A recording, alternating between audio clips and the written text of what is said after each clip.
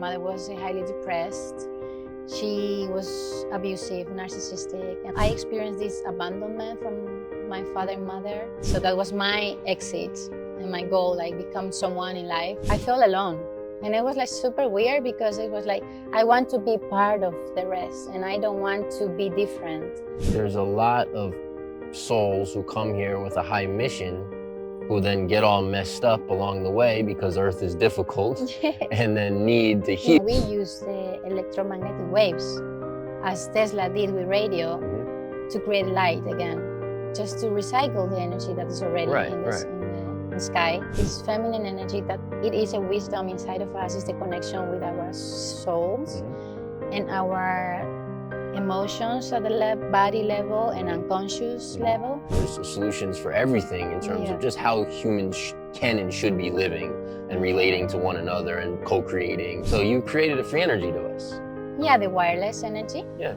I create just a little mechanism where you can place the hand and you can just hit or charge your telephone, for example. When you reach this point of creativity, you lose yourself. Crying because I'm creating, crying because I have a boyfriend who doesn't love me the way I want, crying because I'm earning money, and crying because, I was crying for everything. For me, it's to sort of create a space where people can relate to themselves and to each other in more of a pure blueprint. It's to awaken the mind and see what's blocking us, what's in the way that what we want to create or what we want to receive. In the end, the government hire my talents, and I just start earning a lot of money, easy.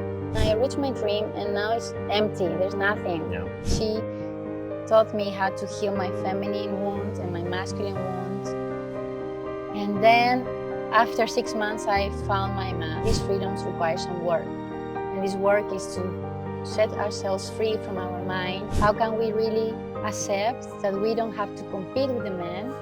To be in control and the power, and I think Vilcabamba is one of those spots because I think the higher level of energy and also the purity, oxygen. Things happen for a reason. We kind of get set up with a chapter for the next chapter, and there's certain things like we have to go through in order to learn the lessons we need for the next thing that comes.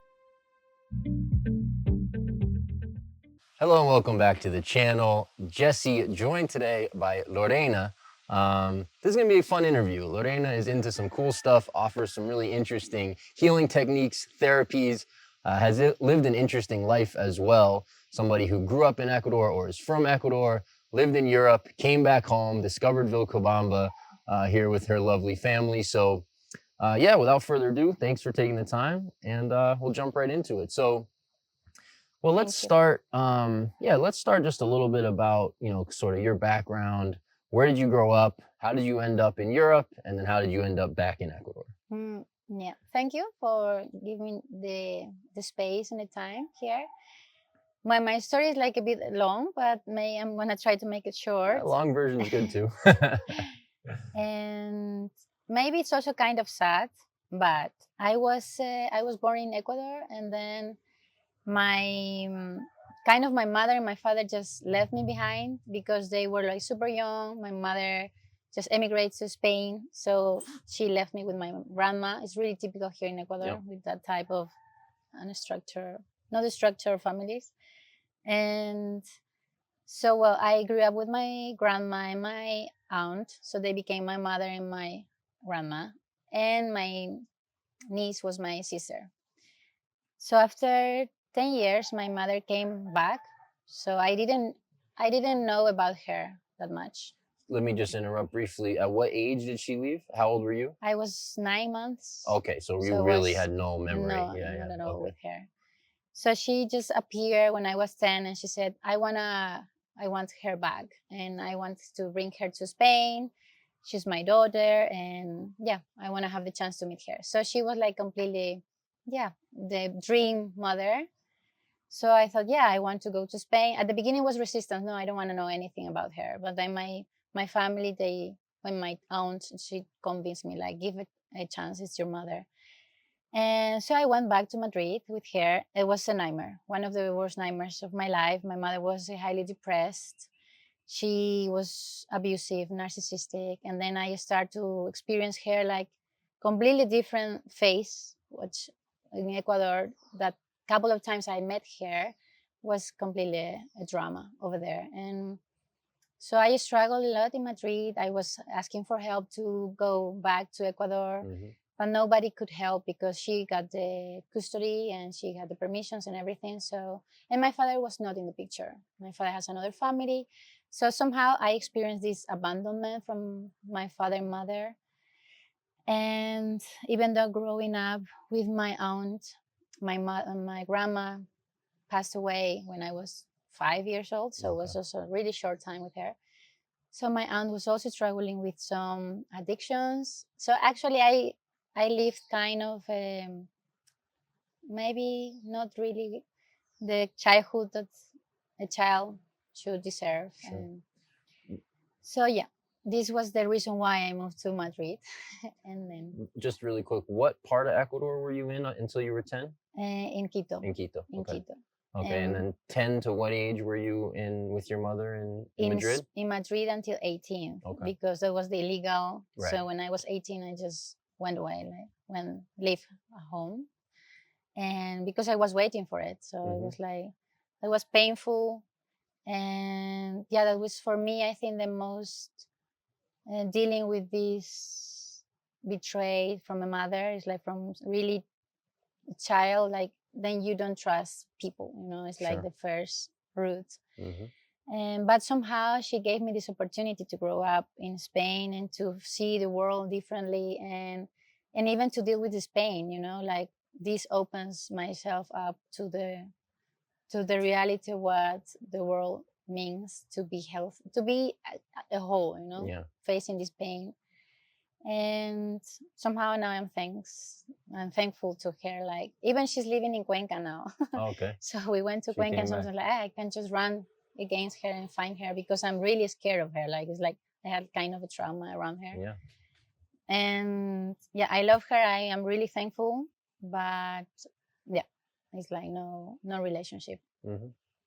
Interesting. Okay. So you were in Madrid until you were 18, and then where did you go from there?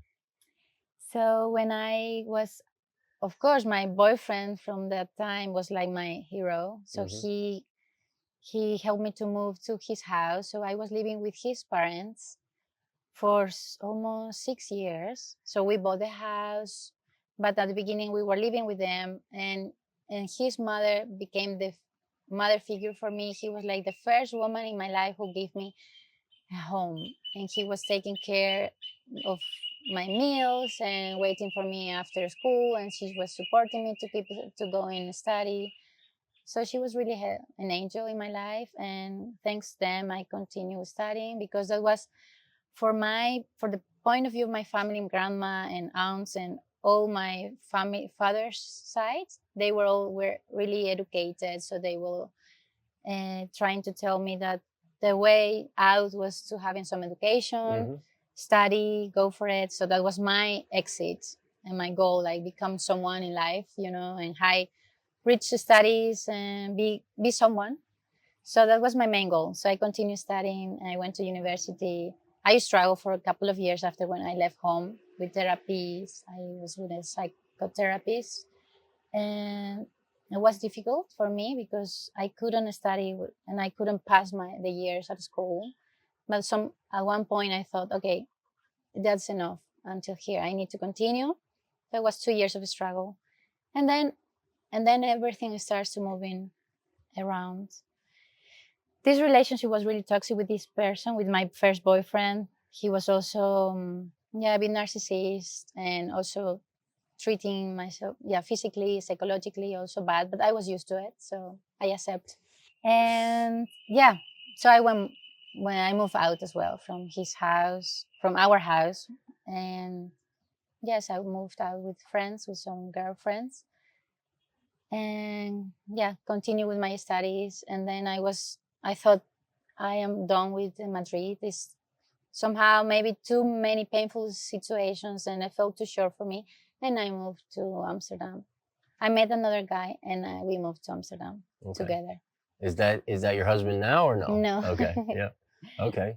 No, it's so interesting. You have a very similar story to my wife, which is fascinating. She, mother and father not really around, went to Spain with an uncle who took care of her. Then he quickly passed, like not immediately. He suddenly passed away when she Okay. was 15. So like abandoned Wow. again, and Oh then my God. it's like, and then back to Ecuador, and then her mom came back to. It was like it's almost a lot of parallels there. Super interesting. It's also Wow. really interesting how you mentioned the first boyfriend sort of took on, first he was your hero, but also took on the role of sort of giving you the same trauma or the Mm. same sort of behavior that you're used to. I've Mm-hmm. watched that in my own life, the way that plays out until you've healed those things. So Yeah. very Yeah. interesting.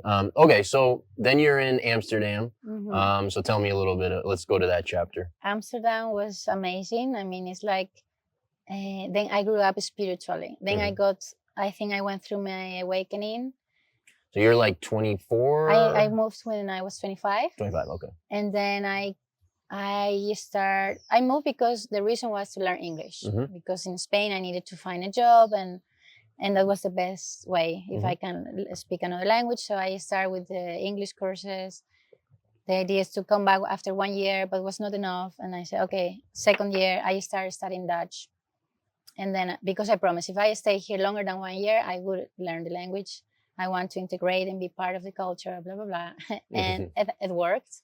And in the end, when I got my level of English good enough, then I applied for a master. And then I was admitted 2 years in Rotterdam, really intense. My English went up really high. And then I was like completely experiencing some success in my career because I was studying interior architecture. And then I went into innovation and sustainability. And then I created some products, and I was published in some magazines around the Europe and Japan and around the world. And it was really, really exciting. But at the same time, was really, really hard because some my issues started coming up, and I think I was not really prepared to have that attention, and also to receive that and be worthy of that things. And so I was crying every day. Like, I felt lonely, and I didn't want to be the exception. And well, it was a really small group of 12 people in this master, but I felt kind of um, if I got some attention because of my projects, then I felt alone. And it was like super weird because it was like I want to be part of the rest and I don't want to be different. But then kind of I connect with my higher creativity, and I felt was as I was a Tesla. I felt as a man when I was creating something. It was really weird, but I think that was the beginning to my awakening. So I just start. I needed some solidity and structure, and I was raised as Catholic, but that was not enough for me. So I was starting to explore about why I'm not Muslim. And in the Netherlands, I was working in a supermarket. I was working for 11 years in a Dutch supermarket. That's the reason I speak Dutch. Otherwise, it wouldn't be possible. And there were many Muslim girls. So I was wondering, why are you Muslim? Yeah, but any of them, those could give me a reason. It's like, I've been born here, and that's the reason why I am. The same reason you're Catholic. Exactly. So it's like, yeah, who else? Why is people just giving you this label, and why you are accepting it like so easily? And then I started researching about Judaism and also about Buddhism. And I found it so interesting. All of them is like, I could choose this thing from you and the other one from the other, and then I will make a mix of all of them, and I am that mix of all of them. So, but I couldn't define. Okay, I am this or the other one. I'm not really religious person. So my conclusion was not okay. No religion, but spirituality. But I wanted to have a label for myself. But in the end, I believe that Jesus Christ was. I believe that he was born and that he existed. I mean, that was from all of them the most closer to me, and I keep being Christian, but no religion. And so that was like the reason why probably I wake up in my mind, and I think identity crisis about this master, who I am. Is like, I am this creative that everybody expects to create. I don't save the world, and that's the way I felt when I was creating things to the world, like to save the world, kind of. and then I finished it.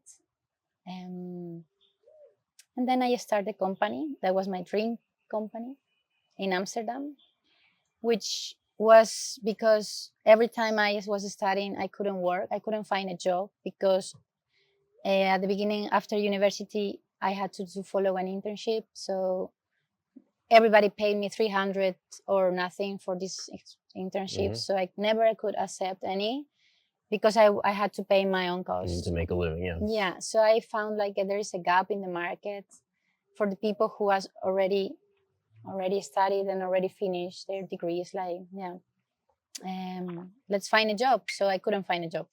So I started this in Amsterdam. That was my dream for 4 years since I have my mind. I wanted to create this university, and this like experiences were they called, and was an university to gain experience, but you were well paid per hours and based on your talents.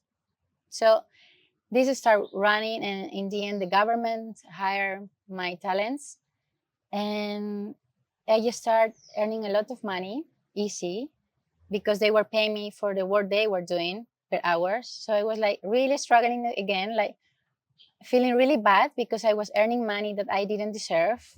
And I was feeling super guilty about it. And like, I have to stop this. It's like I'm doing something bad, here. And I was alone. I didn't have any support, like a coach or someone who say to me, like, this is how it works, something. And then I also end up doing things that I was not really meant to do in the beginning. Like I was doing more interviews today, more marketing, more other stuff, not creating. That's in the end, I want to create something with other creatives, and that was my idea at the beginning. Experience it, but also creating together things to impact the world, products. Yeah. And I stopped. So I was earning a lot of money, and but that was I experiencing the highest crisis of all because I reached the top of financial and success in my career. But then I was feeling even more empty because it's like this is my dream, and I reached my dream, and now it's empty. There's nothing, Yeah. and I cannot even accept money. It's like, and I had another boyfriend who were still crying because he was bad treating me again with these toxic patterns and dynamics. So it's like feeling a lot of things like in the master, feeling alone. I cannot work doing this because otherwise I feel too important and it's not my place. I'm not ready for it. A lot of things, chaos everywhere. So then went deeper into this spirituality. I start, finding a therapist where I cry a lot with her, and then I found a coach. And this coach for me was like the light of my life. It's like she taught me how to heal my feminine wounds and my masculine wounds. And then after 6 months, I found my man, my husband, my current husband, my current. And, sorry. And then it was like so mind blowing. I thought, oh my God, I, I have to teach this to other women. If anyone in the world, any woman should learn and receive this content or idea, concepts and transformation as kind of a legacy from a woman to another woman. So I just changed my career, and now I am coach. And this was like 5 years ago. Beautiful. What a story. It's very cool how, we kind of, as we go through life, it's like things happen for a reason. We kind of get set up with a chapter for the next chapter, and there's certain things like we have to go through in order to learn the lessons we need for the next thing that comes, and all of that. So very, very interesting to hear. So tell me a little bit about the work you do and kind of how that's what that's all about. Yeah, to be honest, I am both because I'm still this creative soul that is striving to create something that is going to help to change what it is right now for the future, innovation, what's coming. And I have this Tesla inside of me who thinks, okay, what the world needs. Did you say you have a Tesla inside of you? Tesla. Yeah. Awesome, I always feel that Tesla kind of embodies my body and says, through you, I'm going to continue my mission. Awesome. But it's weird, super weird. I want to hear more about that. But anyways, you can finish what you're saying. And then, so this part of creativity, and then this, I think is somehow the consciousness wants to step forward and what's next. And I'm here to settle what's next. And what's next for me as coach is like the feminine healing, the feminine energy that we already are hearing for a couple of years, maybe a few years already. And it's like just how to embrace this feminine energy, that it is a wisdom inside of us, is the connection with our souls and our emotions at the body level and unconscious level, in order to know who we are. And as we know who we are, we can really get our purpose in life, because we can really get in touch to what makes me really happy, what really I'm good at, and what I'm born here in this earth. And the Mother Earth needs us in that direction. It's like completely alignment. Who am I? What I'm here to be and to do, and go for it. And this is really completely going into enjoyment and happiness and more fulfillment and more freedom. But these freedoms require some work. And this work is to set ourselves free from our mind, this awakening of the mind, because it's completely a strong machine that we don't know how to use it. And going inwards, and that's what I'm doing, like in general. But focusing on women is how they can really thrive in a relationship with the men. How can we really accept that we don't have to compete with the men to be in control and the power and this? But we as women who were abandoned, we were taught to be the man and the woman. And for us, kind of hard to get rid of this shield, because it's a protection mechanism, to not be abandoned again, and to be self-reliable and not dependable. Because if I don't depend of any other man in this case, then I don't have to suffer again. So it's this kind of a hard, but it's to surrender to this soft power that we have. And how can I trust you that you are gonna be there for me? But this is a mirror, because then I trust myself that anything can happen and I will be safe. So it's an inward safety that we need to develop. And it's beautiful, because then we heal our masculine. It's this man presence that didn't exist in our life because our father was not there. So it's how can we invite this man again back in our life, who can give us this safety and security. So it's a presence inside of us, and this becomes to be a voice as well. So it's like, what I work as a coach is I do this integration in 5 levels. I do in a mindset level, I do an emotional level, behavioral, somatic, a level of body, and then unconscious. And I don't know if I miss any. I think that was 5. Yeah, 5. So that's my work. Beautiful.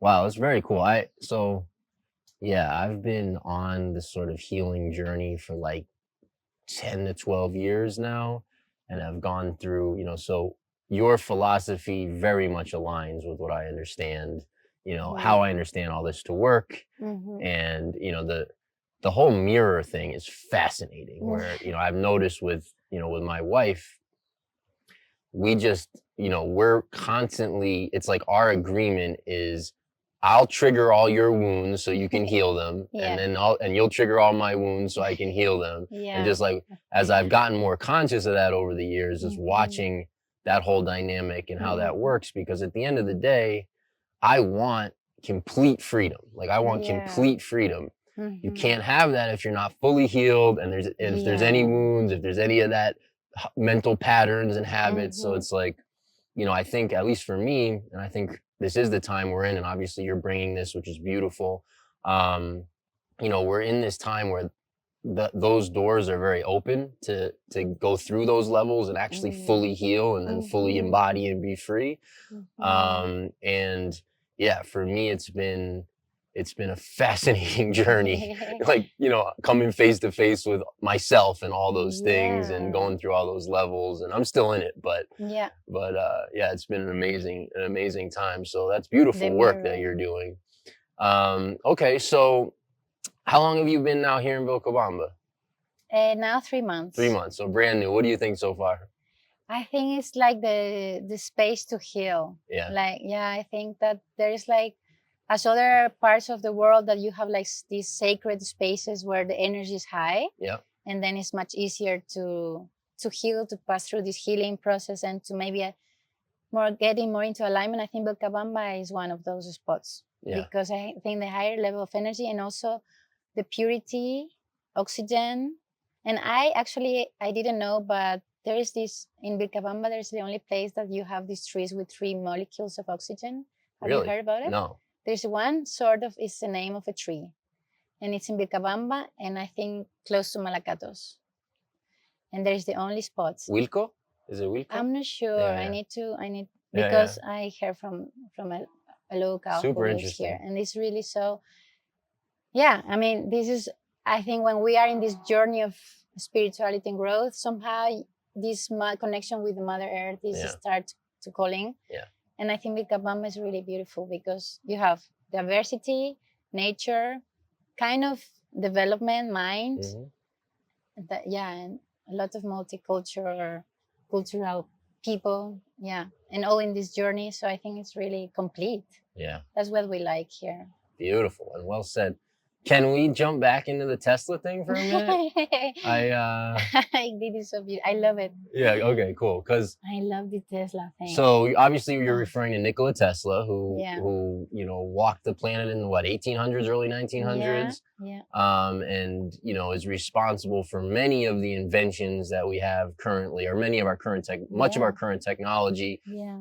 The controversial piece, of course, was around free energy and other things. And so the story is that when he died, his offices were raided by the FBI, and everything was kind of, all his stuff basically was suppressed. And so, very interesting character, obviously brought a lot of, I would say, light and just amazing ideas to the planet at the time that he was, that he was here.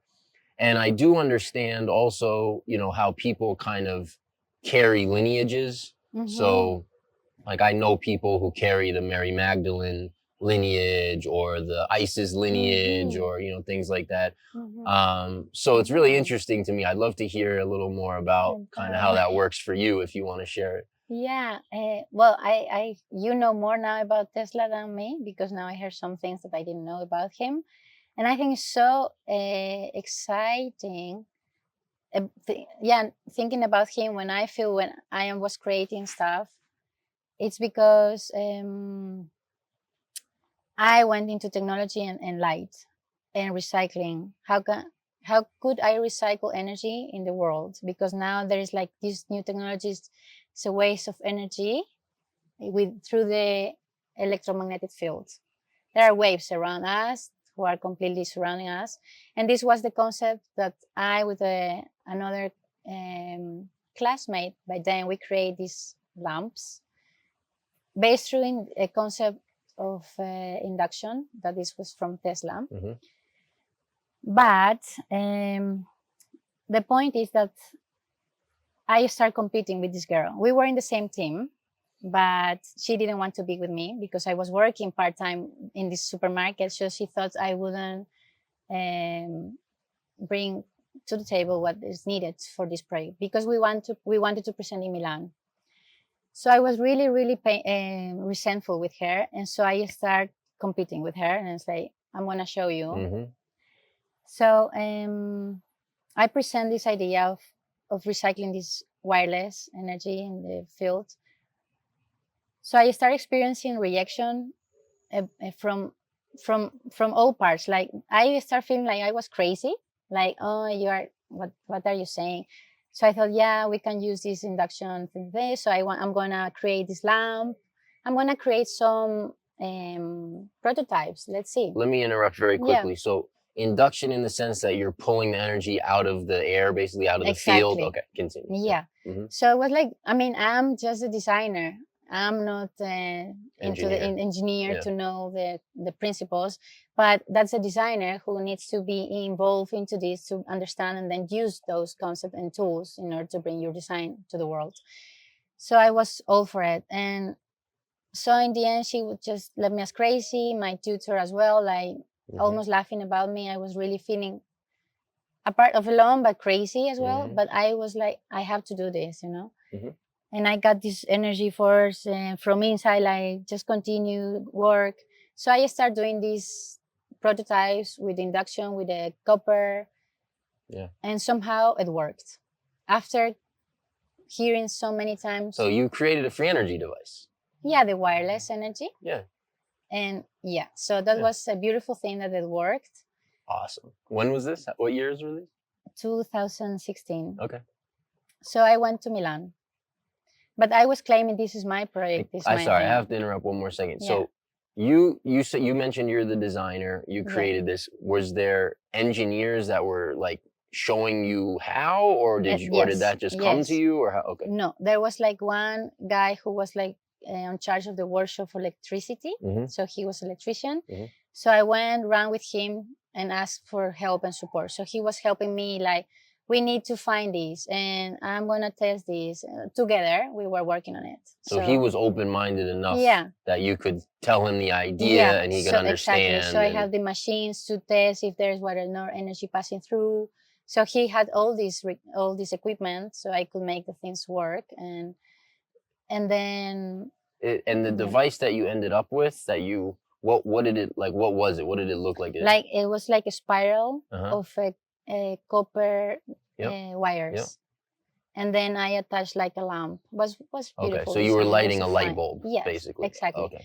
So the idea, it was to explain the concept of the electromagnetic field, in this case, where were radio waves, and how can we use the electromagnetic waves, as Tesla did with radio, to create light again, just to recycle the energy that is already in the sky.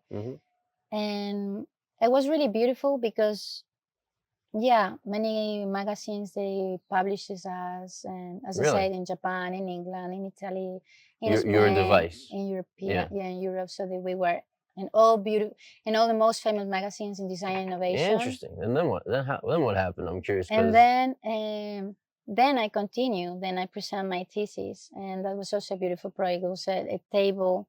Actually, it was to apply in the interior in a whole house, in a house. But I wanted to start with some small objects so I can explain the concept. So this is a table that recycles temperature. So I went in again with this Tesla idea, but in this case, we were recycling temperature from the body and from the sun, from anything that touches any devices that releases any sort of energy or temperature. So you're trying to create heat, basically. Yeah. Okay. So I create same heat. concept with energy for heat. Yes. Okay. And the idea was because in Europe we use a lot of heat. And coming from fossils. So how can I actually reuse this heat, but now conduct this heat to a more intelligent place and space at home? So not just the heat is spreading around, but just pick it up and let's place it in a space where we can reuse it again. So instead of heat, we have these heating systems. So create this as a spot to be around, and maybe in the living room, and to have this spot where the heat goes back. And so I create just a little mechanism where you can place the hand and you can just hit or charge your telephone, for example. So you get back electricity again, or conduct the heat. And also worked, and that was beautiful. Wow. I created a table. And so... Was this also like 16, 17 or a little later? The same year. Yep. Yeah, the same year. So everyone wanted that I just produce this table. Sure. And the director also, he just suggested me, like, just continue with this work. But I said I was struggling so much in this process of creation that I felt this, because somehow I felt this kind of, I am crazy. And if you are crazy enough, you can create good things. But this transition to be crazy and to be left from out of society because you are too crazy, I didn't want to face. And then I felt like it's Tesla suffering, like nobody believes me, and I'm going to cut my ear, kind of, this type of craziness, because when you reach this point of creativity, you lose yourself as well. So I think when I was creating, I was not being myself. I was like being him, or this energy of someone who is to creating. go through you. Yeah. And it's like really weird. And it's like, and I'm gonna be left from society. I need to, Which was somewhere. his story to some degree. I mean, I Yeah. think he died. The story is anyway. I wasn't there, but I think he died sort of poor and alone and kind of outcast to some degree. Yeah, and to many genius like artists, even Van Gogh of other Yeah. geniuses, they are just already declared as crazy people, Yeah. and then when they die, then okay, they start to claim their work. Right. But I don't want to be that, It's like Right. no, I It's got to be a prefer different to way. be. Yeah. I want to be just part of us, and Yeah. and that's why I just stopped. Oh, okay. I stopped, and now I changed my For career. personal reasons. Yeah. Basically, yeah. Maybe fears. Yeah. And also this heavy responsibility of changing the world was on my back. With tiny things and projects, but it was like big thing, I have to change the world in this area. Yeah. And now it's like, no, I want to design again. I want this creativity is in me. So I want, but doing some small things, nothing to change the world, just to change my house, maybe. Right. Little things. So I'm just going in there bit by bit. But there's a lot of fear. And was that, do you still feel that fear? I'm curious. You yeah. do? Okay. And then was it that career change that led to the therapy and the coaching and that? Yeah, career? well, and my boyfriend is struggling, crying. Yeah, crying for everything. Crying because I'm creating. Crying because I have a boyfriend who doesn't love me the way I want. Crying because I'm earning money. And crying because, I was crying for everything. And They're all just kind of wounds that need to be expressed and healed. Yeah. Weird then. And this fear that still is in me, the coaching was like, because I wanted to create and continue, but I needed someone to believe in me. And this is what I missed. And now become a coach, I want to be the person for myself, that I want to be, I believe in me, but I want to support others, maybe someone who has a real talent as well, or who wants to have this beautiful relationship. We need to have someone who can mirror our power and our real identity and talent. So I want to be that. That's why I'm a coach for someone. Yeah. I want to bring you to your fucking potential and 100% more, It's like, I feel this energy and I want to be that, this solid mirror for someone. Yeah. Because I need it by then. Yeah. That's why I stopped. Yeah. Well, I mean, there's a lot of souls who come here with a high mission who then get all messed up along the way because Earth is difficult and then need to heal and, get into their power in order to fulfill the mission. So having people that assist with that is important. Yeah, probably as a football player. I mean, if you have a good coach who can just bring you so high into what you are real talent, somehow I see myself like that. Do you think you'll ever get back to the inventing? No, I would love to find some inventor and just pour all this into that. Coach him. Yeah. But I want to create something. Yeah. I would like to create something. Yeah, I mean, the original reason I came to Ecuador was, I had this awakening in like 2010, 11, 12, and then realized kind of everything I was doing in my life didn't make sense anymore, and spent a few years studying, just like studying everything, but from a new perspective, just self-study. And then the idea was, well, let's go to a place that's a little less controlled than the US is. Let's buy a big piece of land, which we did, and let's sort of implement everything in one spot. And let's see what we can create, out of that spot, and then what that can become. Okay. I sold everything and moved to Ecuador. And what is that you want to create? A community, right? Okay. But to implement everything, sort of all the solutions in one place, right? Because there are all these solutions. You're mentioning a couple of them. And there's solutions across, in my opinion, there's solutions for everything in terms of just how humans can and should be living and relating to one another and co-creating and, all that kind of stuff. So it was, it was like kind of where can we go and create heaven on earth, basically. And so this is space that you are still creating? Well, I own the land. I got very sidetracked and, got married and had more kids and started a real estate company and went through my own very lengthy healing process, which included takes a lot of time. very physical problems and health problems and just all kinds of stuff that went on. It's still the dream. It's still my mission. And I'm kind of at the place where I'm ready to get back to that now. But yeah, that's where it's at. So. Oh, wow. And what are the ingredients for this? How you imagine it? How's your vision? Well, we could definitely talk about that more sometime, and I could show you the place if you want as well. But yeah, I don't know if is this the time for that right now? I mean, I could describe a little bit if you want. I'm curious. I think basically kind of all of the systems we have on Earth are terrible, for the most part. They're sort of anti-human, really. Whether it's sort of all the programming we get from any aspect of life, whether it's school, whether it's our health, whether it's, our mental processes and states. I think basically human beings are these, absolutely breathtakingly powerful interdimensional beings that are capable of, sort of master creators, or can be master creators. And I think, we're headed towards that time. People are sort of waking up to that a little bit again. So, the vision for me is to sort of create a space where people can relate to themselves and to each other in more of a pure blueprint kind of way, sort of, the way maybe it would have been if there hadn't been all kinds of stuff going on and interference and different sort of, controlling or negative things happening, on Earth.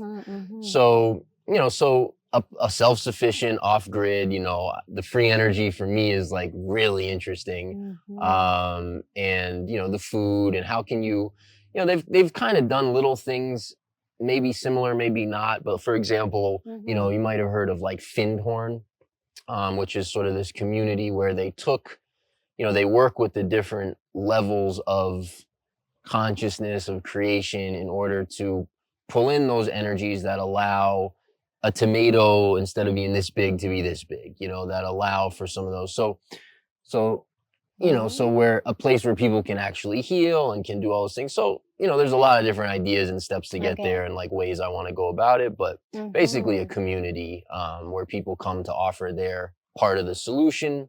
I do have an interesting economic model that I think makes sense. My brain works very much that way, right? Through logic and cash flow and, all that stuff, because that still really matters. So anyways, we could get into it more sometime. But would love to. Cool. It's really, how I see it is, as I hear, is like you imagine this is place for higher consciousness to make their work, like each of us in their own line, but just make it happen like in the 3D world through yourself, through your passions or through your talents or through your capacities, and make this place to be. Exactly. I mean, I think it was Tesla. It might not have been. I think it was Tesla that said, if you're looking for the answers or the keys to the universe or something, think in terms of energy, frequency, and vibration.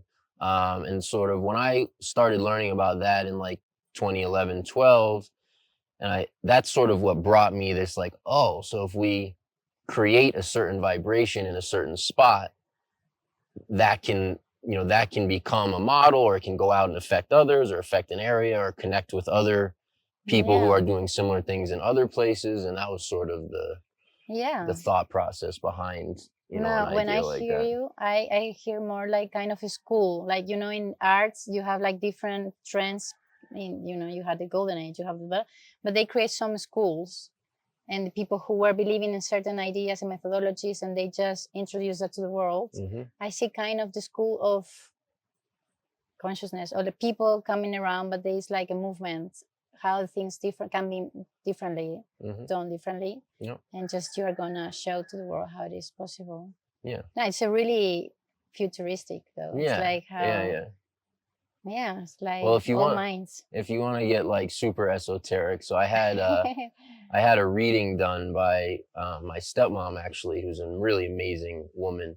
Okay. And the the channeling that she does was explaining that the land itself sort of sits on this cross point of ley lines that represent like future energy, sort of, just so it just kind of Wow. relates to what you were Okay. saying. Uh-huh.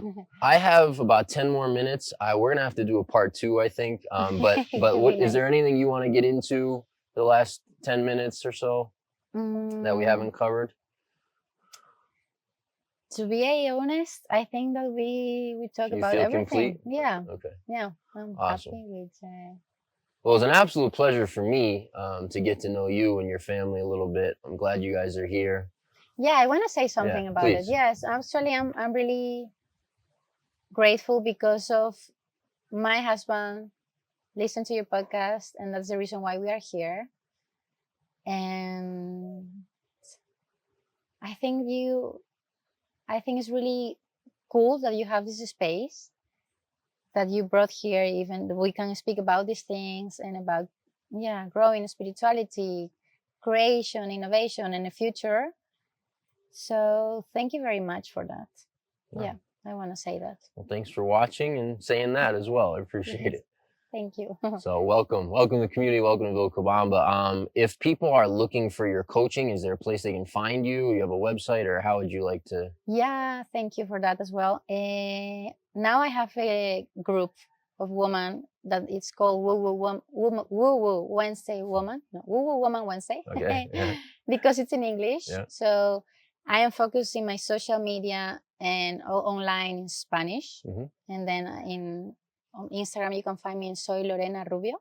Okay. Well, if you can send us the links, Oh, yeah. we'll put them all in the Okay. description, and people can find you. Yeah. And then in Vilcabamba, and if you're abroad, I am hosting now these groups every Wednesday. Oh, you are? Yeah. Is this just for women, or? It's just for women for now. And because we are now healing our relationship with men, and that's one of my main goals here. But I am doing workshops monthly, and this is for everyone. And this workshop is gonna be next week, and it's to awaken the mind and see what's blocking us, what's in the way that what we want to create or what we want to receive. There's some blockages, so we are gonna work on them. And do you work with people one-on-one as well? Yeah, I do work on one-on-one. I have courses and programs, and now it's coming a 9-week program I have for women to heal and integrate this feminine and be able and ready to have this relationship and healthy. Or if you want to change some patterns that you're having dynamics in your current relationship. And I also have like 3 spots per year for one-on-one coaching. And yeah, but I have different prices and range of prices that I can just suggest you what would be the best next step for you. Sure. And find the best way. Beautiful. Okay, so we'll put Lorena's info and her links in the description below. You guys can check that out. Contact her if you're interested in any of those services or the coaching or modalities. Awesome. Well, I really appreciate your time today. This was fun. So I'm sure people will enjoy this interview. I don't think I've done something like this super recently anyway. Love it. So it's fun for me to this is kind of like the world I really enjoy, which I don't always get to talk about. So this was great. Yeah. Great. Thank Maybe you. part 2 would be nice. Yeah, absolutely. I would love to. For your side. Absolutely. Thank you. All right. Thanks for tuning in, everybody. Hope you enjoyed it. Have a great rest of your day. Hey guys, thanks for watching. Subscribe to our channel right here. Check out our real estate channel right here for content that you will absolutely love. Click right here. And if you want to know how we got here, click here.